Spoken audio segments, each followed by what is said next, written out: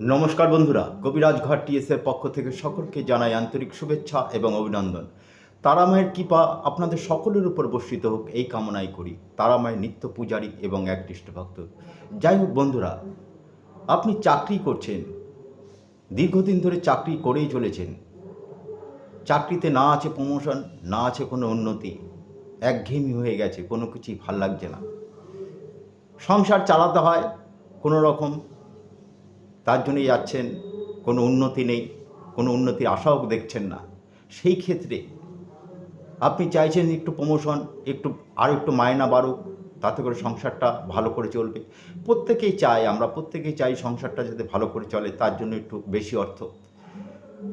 তাই এই রকম যদি পরিস্থিতিতে আপনারা পড়ে থাকেন, কিংবা ব্যবসা যারা করছেন, ব্যবসায় দেখছেন কোনো রকম চলে যাচ্ছে, ভালো নয়, এটা আনতে গিয়ে ওটা ফুরিয়ে যাচ্ছে, ওটা আনতে গিয়ে এটা ফুরিয়ে যাচ্ছে, কোনো রকমের ব্যবসা টিকে আছে, যাই হোক ডাল ভাত মোটামুটি খেয়ে আপনার জীবন ধারণ করছি। সেই ক্ষেত্রে একটি বিশেষ উপায় আমি বলছি, সেখানে আপনারা চাকরি যারা করছেন, চাকরিতে তারা প্রমোশনও পাবেন, চাকরিতে উন্নতি হবে, এবং দেখবেন নতুন নতুন যোগাযোগ আপনাদের তৈরি হবে। এবং ব্যবসা যারা করছেন, দেখবেন ব্যবসাও ধীরে ধীরে ধীরে ধীরে একটা জায়গায় যাবে।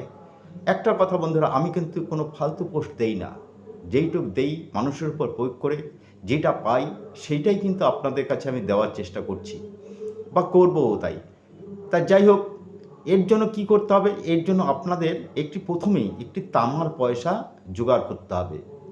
তামার পয়সা এখন বাজারে কিনতেও পাওয়া যায়। তা যাই হোক, একটি তামার পয়সা জোগাড় করতে হবে। আর যে কোনো শুভ দিন, অর্থাৎ কোজাগরী পূর্ণিমা, লক্ষ্মী পূর্ণিমা, রথযাত্রা, রাসযাত্রা, এই রকম যে কোনো একটি শুভ দিন ধরে এই কাজটা করতে হবে। এই শুভ দিনে আপনারা কি করবেন? অশ্বত্থ গাছের কাছে যাবেন। অশ্বত্থ গাছ নিচে যে পাতা পড়ে থাকবে, পারবেন না গাছ থেকে, নিচে যে পাতা পড়ে থাকবে সেই পাতাটি আপনারা সংগ্রহ করে নিয়ে আসুন। শুভ দিনে নিয়ে আসলেন, পাতাটি নিয়ে আসার পরে আপনারা সেটি প্রথমে কলের জল দিয়ে ধুয়ে নিলেন, তারপর গঙ্গা জল দিয়ে ধুয়ে পাতার এই কাজটি সন্ধ্যার সময় করবেন।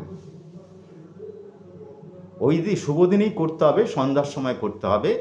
এবার পাতাটি ভালো করে গঙ্গা জল দিয়ে ধুয়ে ঠাকুরের আসনে রাখুন। তামার পয়সাটি ভালো করে ধুয়ে নিয়ে ওই অশ্বত্থ যে পাতাটা এনেছিলেন সেই পাতার উপরে তামার পয়সাটি দিন, এবং ওর মধ্যে একটি গোটা সুপুরি দিয়ে দিন। ধূপ দ্বীপ জ্বালান, আপনার মনের কথা, মনের যে কষ্টটা আছে সেই কষ্টটা বলুন। অশ্বত্থ গাছ এমন একটি গাছ, মানুষের যে কোনো দুঃখ দুর্দশা দূর করতে পারে।